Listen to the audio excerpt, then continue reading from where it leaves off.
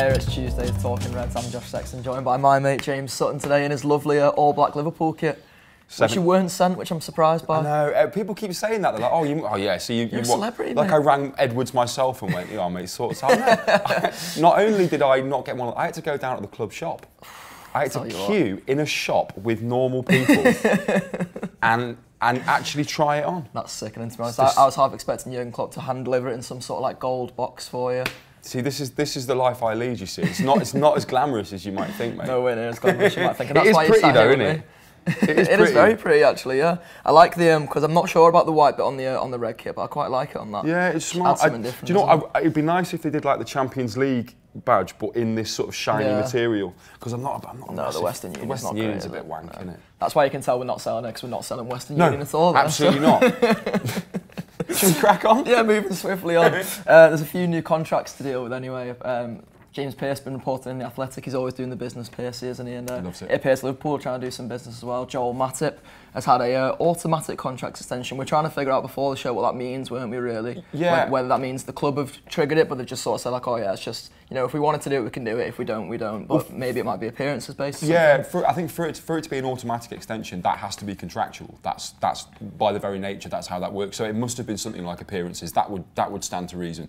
But also, fuck it, give him a contract extension because he's brilliant. Yeah. I mean, like, quietly become, obviously, is an automatic starter alongside Big Verge.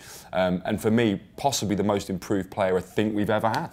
I think so, yeah. And I think it's interesting that there's been a conversation around him and Big Verge, because you think about, you know, Virgil's role in this team and how everyone says, oh, he's brilliant, he's improved everybody else. But I feel like the conversation shifted slightly now towards, well, has Matip actually been better than Virgil van Dijk for the last 10 months or so? Yeah, I think he has. I think there's been a couple of times this season where actually, statistically, he's absolutely on par, if not better, in a couple of games. I mean, you look at the amount of headers he wins. It's unreal.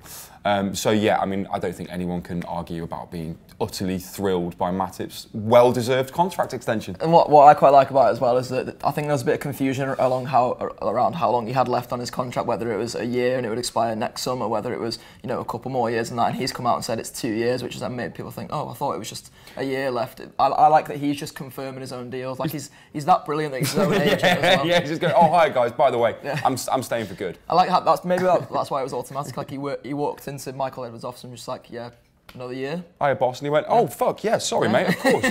What would you like? Just another couple of zeros, like mate. Sheet of paper, like yeah, whatever. Absolutely, yeah. I mean, we're all made up, and it's, you know, I know it's been said so many times, but tying all these players down to contracts, giving them extensions, new signing Claxon, but it's massively important.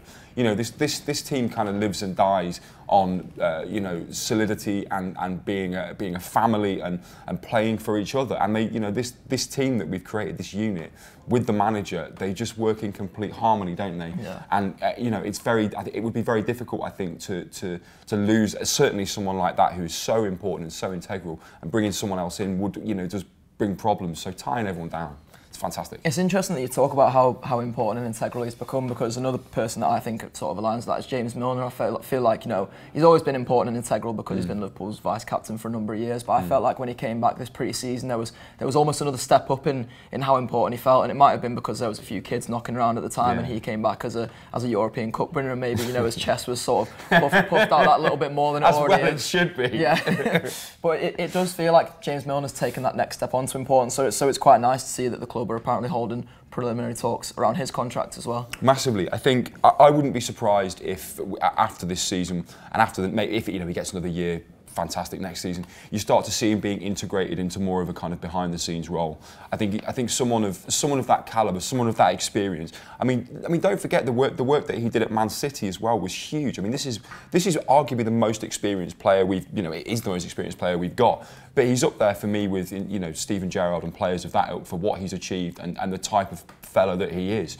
You know, if you're a youngster coming in, you need someone like that to sit you down and talk to you, because these young players. I mean, they have problems outside the game. They have stuff going on. You know, they're developing, and having someone like that and with a brain like that is, I mean, you know, it's priceless, isn't it? Really. And you mentioned him in the same breath as Steven Gerrard and sort of players of that ilk, and that's obviously due to longevity as much as anything. But absolutely. I feel like with James Milner and probably arguably Joel Matip as well, I think sometimes I don't know if it's just us as Liverpool fans are guilty of it, whether generally football fans are probably guilty of their own team, but I feel like you look elsewhere and you see players that you're being linked with, you know, I think about Kai Havertz in the Bundesliga, for example, and how people are looking at him or someone being like, oh, he's brilliant, but you don't really acknowledge the brilliance that you've actually got at your own club, and I feel like James Milner and arguably Joel Matip as well, they really sort of embody that. I think they're so much better than we realise they are. Yeah, massively. And if you don't already appreciate James Milner, you will when he leaves. I'm telling you now.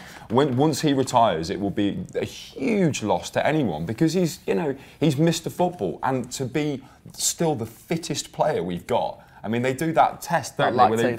Yeah. I mean, he's outrunning kids, kids 18, 19 years old. I mean, what a professional, what a player. We're very, very lucky to have him. I'm quite glad about the way we're going around this contract business at the moment, because you think about the massive players we've tied down in terms of the biggest assets of the club. I think you can sort of respect that Matip and Milner aren't those, but the Manes and the Salahs and Firminos, the way we've gone about tying them down, but then also tying these players down, like you said before, when the team's becoming more of a unit, it's absolutely crucial that we keep the players who are at the heart of that and at the spine of that, but also just keeping this group together generally, because Liverpool, you feel like at the moment, are building a dynasty under Jurgen Klopp, and I feel like these kind of players are just as crucial to that as your Manes and Salahs and Firminos. I literally can't argue with a single thing you just said, or add anything more intelligent or articulate. You absolutely hit the nail on the head. Yeah, tie these players down, keep the unit, keep the squad together. They all work for each other. The future is very fucking bright. And you feel like the next one along the line, it was interesting reading that, whether who was a priority, that they think Milner's a priority, because I believe his contract does expire next summer. Matip, after that extension, is maybe not considered a priority, but Gini Wijnaldum was another name mentioned in that. And it's always strange contracts, because they are quite sort of secret business at the club, aren't they? You're never quite sure how long someone's got left, but if Gini Wijnaldum's another one who's got some time left, he's another one you'd arguably throw into being underrated, even though we all do rate him so much. I almost just feel like he's on another level beyond what we even think he is. Yeah, absolutely. Yeah, he's massive. He's probably up there with Firmino in terms of the most underrated players, certainly in our first team. But I love how we do our business now. I love that it's just, you don't hear about it all of a sudden, we've signed a new player or a contract extension has happened, and that's how it should be done. Historically, we've made public mistakes with trying to sign players, and contract negotiations have been made public, and players demanding this, that and the other. It's not good, and it takes away from the focus which should be on the pitch, because all this stuff, I mean, it's fantastic, and we as obsessive Liverpool fans, we love, this is our bread and butter, talking about this sort of stuff. But for your fella on the street, it's all about the game, and that's how it should be. We get these players tied down to contracts, make sure they're happy, make sure they're looked after, and the proof is on the pitch. And you've hit the nail on the head there, I think, in terms of that it's a far cry from those sort of days where we may be arguing too much about what was going on off the pitch. It's interesting this morning, sort of scrolling through the Echo Live blog and a few of the sort of news outlets, that George Gillette's son's apparently looking at buying Derby. So is that right? Yeah, it sort of makes you think that Jesus fucking Christ, what could have happened back in the day.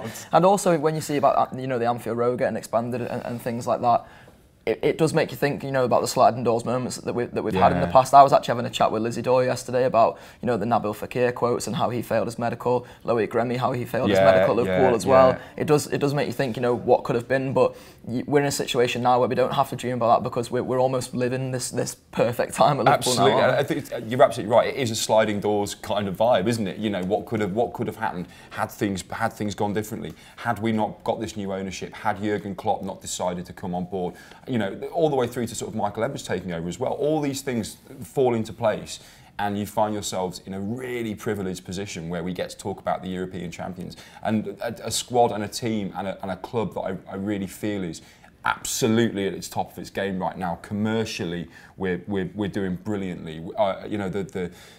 The blueprint that we use to build a team, other clubs are already looking at how we do our recruitment, where we're getting the players from, what we're looking at in terms of their fitness and where we see them with their sell-on value, and this club is being run impeccably right now.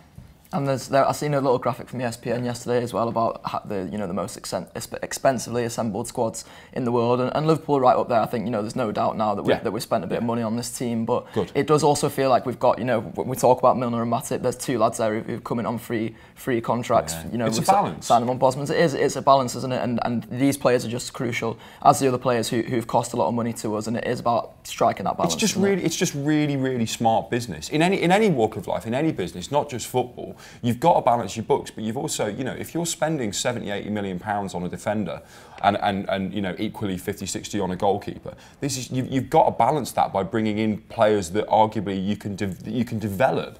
You look at Andy Robertson. I mean, how much did he cost from Hull? 4, 5, 6? We pretty much swapped him for Kevin Stewart. We pretty much just swapped him.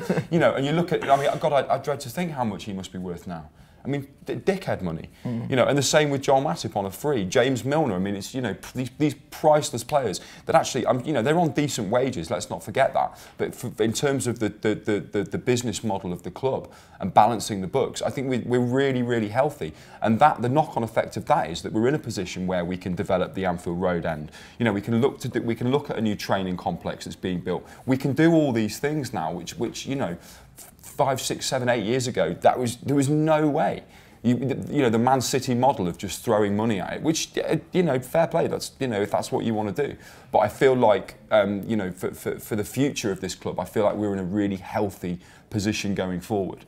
Yeah, absolutely. And talking about some of the more expensively assembled squads around Europe, there's been a market show out today, which is one of Rob Gutman's shows on Tour Player. They talk about Liverpool's Champions League rivals and what they've been up to this summer, and it's meant to be a really good show. So get stuck into that. There's also a Ban This Filth to come later, which is by a mile one of my favourite rap shows. Really? It's basically just people arguing, which is always nice. Delicious. It sometimes gets heated. Andy Heaton's usually involved. Neil Dawkins always involved, and is one of the best arguers you'll see of all time.